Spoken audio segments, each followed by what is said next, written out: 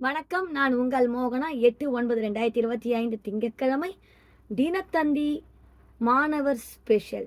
என்னாலும் வணங்குகிறேன். இத பாருங்க.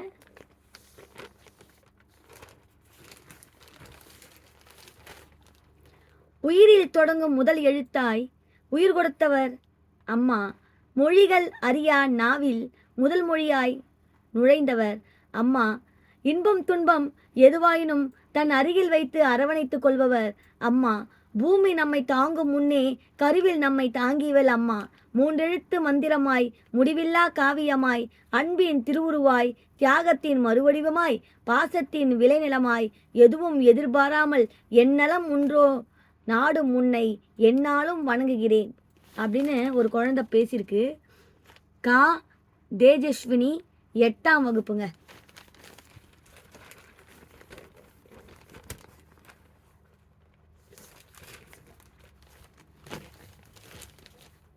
ஆங்கில எழுத்துல கடி ஜோக்காம்.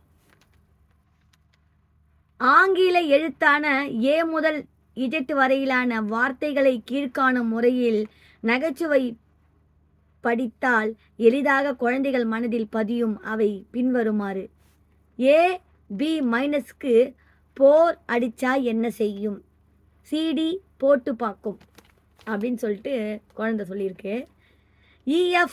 இஎஃப் உடம்பு சரியில்லைனா எங்கே போகும்?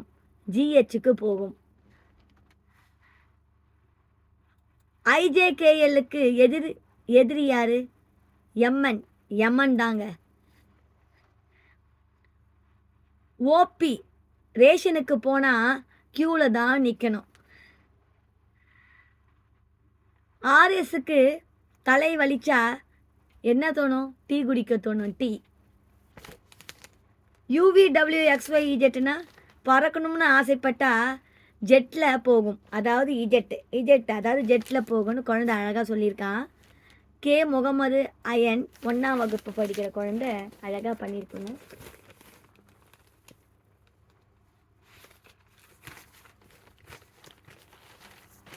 அடுத்தது அதிசயப்படுத்தும் பூமி.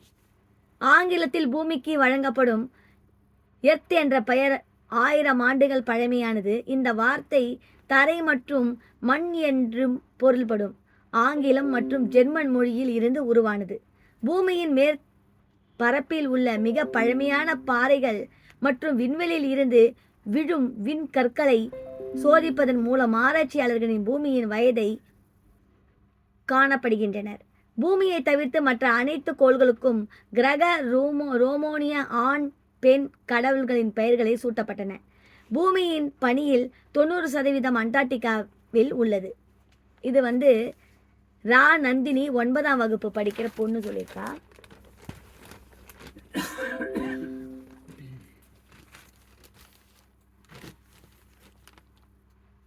அடுத்தது பாருங்க. தரணியில் நம்மை பயன்படுத்தும். தரணியில் நம்மை உயர்த்தும் மொழி. செம்மொழியாம் தமிழ்மொழி அதுவே என் தாய்மொழி. தொன்மைக்கு அகத்தியம், இலக்கணத்திற்கு தொல்காப்பியம், புகழ்ச்சிக்கு புறநானூறு, ஐவகை நிலங்களை விளைவிக்கும் குறுந்தொகை தமிழ்மொழி என்றும் போதுமே தரணியில் நம்மை உயர்த்துமே. பாருங்க, இலக்கணத்திற்கு தொல்காப்பியம், புகழ்ச்சிக்கு புறநானூறு, ஐவகை நிலங்களை விளைவிக்கும் குறுந்தொகை என்ன இல்லை எம் தாய்மொழியில் தமிழ்மொழி ஒன்று போதுமே தரணியில் உம்மை உயர்த்துமே. குழந்தை சா நிஷாத்திகா 7ஆம் வகுப்பு.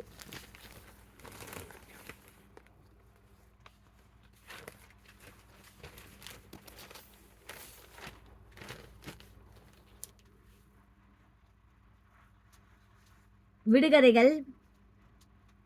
முத்தான முத்துக்கள் முற்றத்திலே காயுதுபடி போட்டு அளக்கத்தான் ஆளில்லை, அது என்ன? நட்சத்திரங்க. அரசன் ஆளாத கோட்டைக்கு பகலில் ஒரு காவல்காரன், இரவு ஒரு காவல்காரன், அது என்ன? சூரியன். 3 பெண்களுக்கும் ஒரே முகம். மூத்த பெண் ஆற்றிலே, நடுப்பெண் காட்டிலே, கடைசி பெண் வீட்டிலே. அவர்கள் யார்? முதலை. நீர் ஊற்றினால் மறையும், நீர் வற்றினால் விளையும், அது என்ன? உடும்பு வலி. உடம்பு வலி. நீந்த தெரியாதவனுக்கு குளிக்க தெரியாது, அவன் யார்? கப்பல். சொன்னது குழந்தை வந்து யாருன்னா லிக்ஷிதா. லிக்ஷிதா 7ஆம் வகுப்பு. இதை பாருங்க.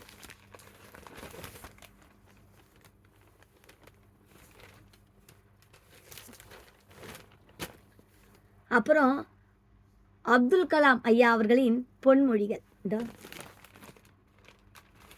இந்த குழந்தை வந்து எஸ்எம் மைத்ரியன் பாலா 9ஆம் வகுப்பு. நான் ஐயா இருக்கார் இருந்ததுனால காமிச்சிடுறேன் முதல்லையே.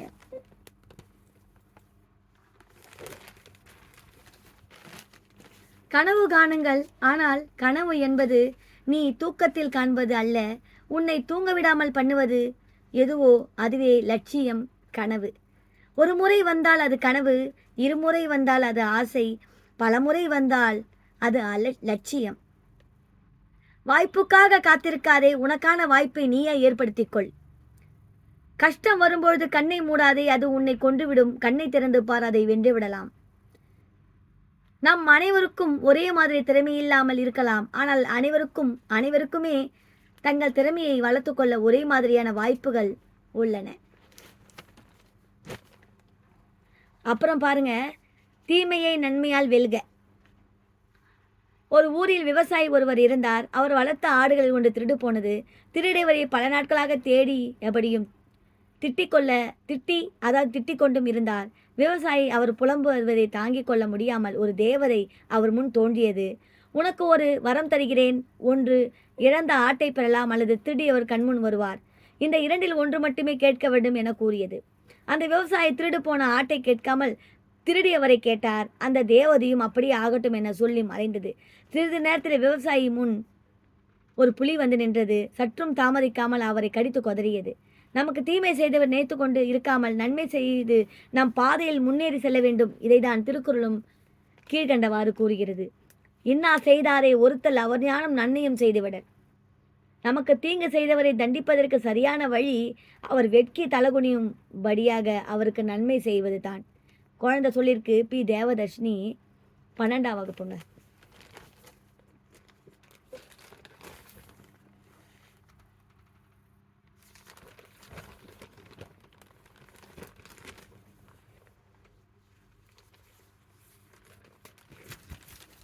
இத்தோடு குழந்தைகளுடைய மாணவர் ஸ்பெஷல் பார்த்தோம்.